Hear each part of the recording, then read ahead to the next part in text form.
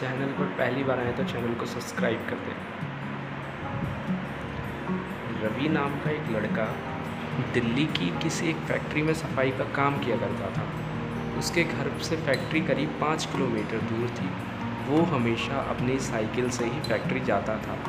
रोज़ ही की तरह आज भी वो घर से फैक्ट्री के लिए निकला और उसे रास्ते पर पड़ने वाले चौराहे पर एक लड़की दिखी जो उससे घूर रही थी गुस्से से।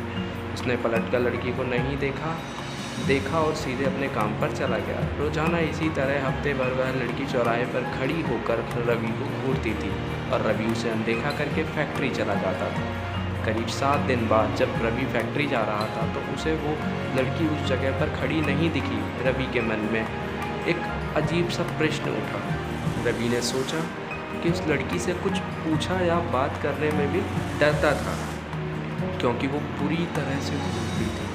इन्हीं ख्यालों के साथ वो फैक्ट्री पहुंचा और साफ सफाई कर शाम को घर लौटा।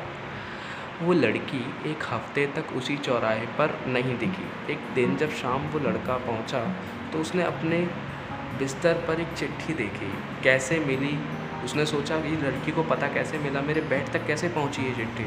इसी सोच के साथ वो गया। अगले दिन उठकर जब वह काम पे जाने लगा तो चिट्ठी वाली बात याद आ गई। साइकिल से वो सुबह फैक्ट्री पहुंचा और दिन भर उसी लड़की के बारे में सोचता रहा। शाम को वो अपने चौराहे पर पहुंचा जहाँ पर वो जाता है और उसने वहाँ आकर उस लड़की का इंतज़ार किया। काफ़ी देर हो गई लेकिन वो आई नहीं। रवि इंतज़ार करके थक गया था, इसलिए वो घर की ओर निकल गया। घर पहुंचते ही उसने सोचा कि क्यों न चिट्ठी पर लिखे हुए पते पर जाकर उस लड़की से मिला जाए। यह सोचकर रवि बहुत ज़्यादा सोचने लगा। रात होने को थी इसलिए उसने सुबह जाने का प्लान किया। उसने सोचा सुबह मैं उसके घर जाऊंगा। सुबह होते ही जल्दी तैयार होकर रवि चिट्ठी पर लिखे पते पर पहुंच गया। वहां जाकर जब उसने घर की घंटी बजाई तो एक आदमी बाहर आया। रवि ने उससे कहा मुझे प्रीति से मिलना है। यह सुनते ही वह व्यक्ति चौंक गया। जवाब में उसने पूछा क्या प्रीति से मिलना है? उसे मरे हुए तो 2 महीने हो गए। तुम्हें अब उससे क्या काम है, या फिर तुम्हें अब उससे क्या काम याद आ गया? वो डर गया। रवि एकदम से लड़खड़ाने लगा। रवि के पैर ज़मीन पर नहीं टिक रहे थे। रवि ने सोचा क्या? यह सुनते ही रवि के होश उड़ गए। डर के मारे शरीर कांपने लगा। किसी तरह खुद को संभाल कर रवि घर पहुंचा और चिट्ठी को जला दिया।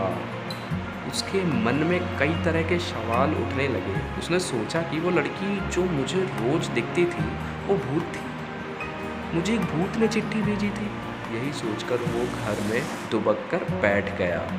उस दिन से रवि ने न तो रास्ते में किसी को देखता था और न ही किसी अनजान इंसान के बारे में सोचता था। वैसे तो सारी कहानियाँ आपको कुछ ना कुछ सीख देती है, बट ये कहानी आपको क्या सीख देती है कि किसी भी अनजान इंसान के बारे में सोचना नहीं चाहिए और बिना किसी व्यक्ति के सही जानकारी के उसके घर तो बिल्कुल नहीं जाना चाहिए।